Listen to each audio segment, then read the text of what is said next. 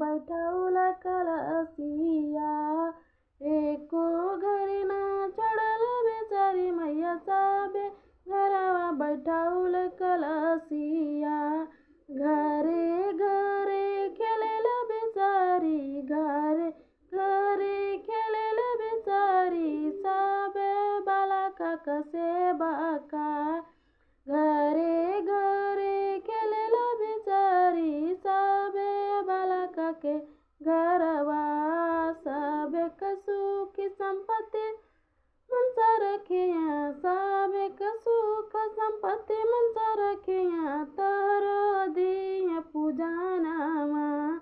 सबे घर के सुख संपत्ति मनसा रखिया तोहरो को दिए पूजवा।